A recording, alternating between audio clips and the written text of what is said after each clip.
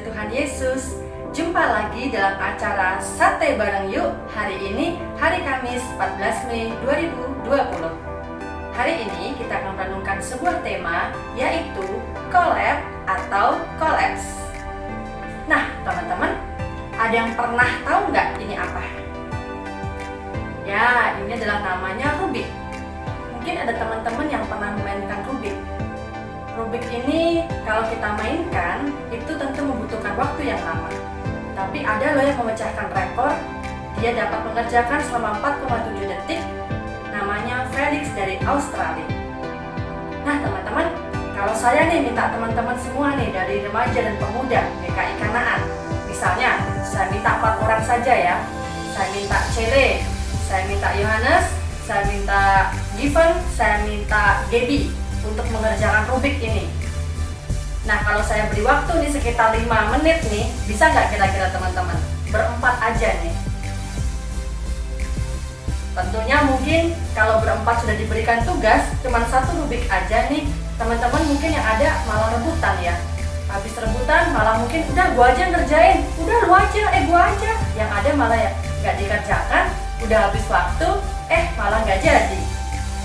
Nah teman-teman, bicara soal perpecahan, bicara soal keributan, bicara soal pertengkaran, ada juga jemaat yang pernah mengalami kejadian seperti ini. Jemaat ini namanya jemaat di Filipi. Dan di sini Rasul Paulus memberikan peringatan kepada mereka, memberikan nasihatnya kepada mereka agar mereka dapat bersatu. Kita baca kisahnya ya. Mari kita sama-sama buka dari Filipi 2 ayat 2 sampai 4. Filipi 2 ayat 2 sampai 4.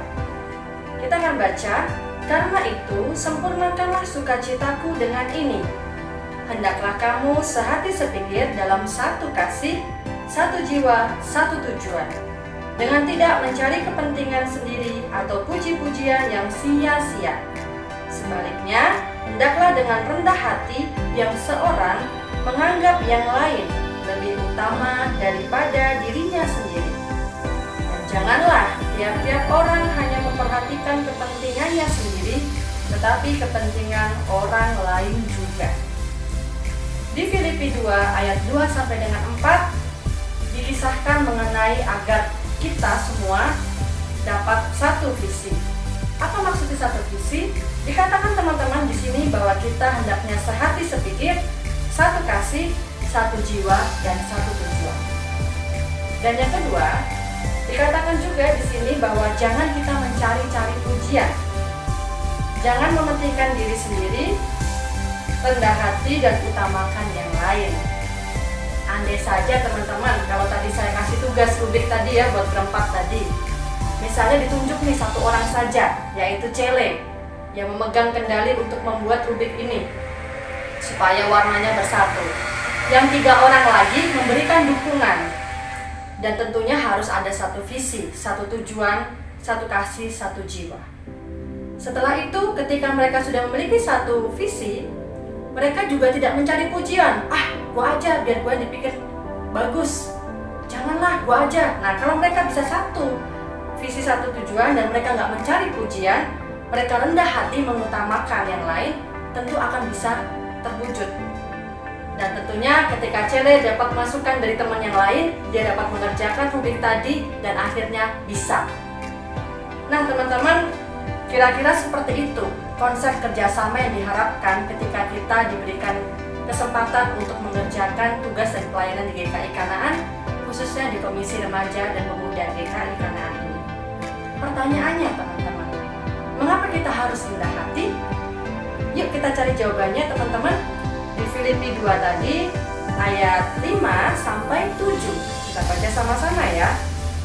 Hendaklah kamu dalam hidupmu bersama menaruh pikiran dan perasaan yang terdapat juga dalam Kristus Yesus, yang walaupun dalam rupa Allah tidak menganggap kesetaraan dengan Allah itu sebagai milik yang harus dipertahankan, melainkan telah mengosongkan dirinya sendiri dan mengambil rupa seorang hamba dan menjadi sama dengan manusia.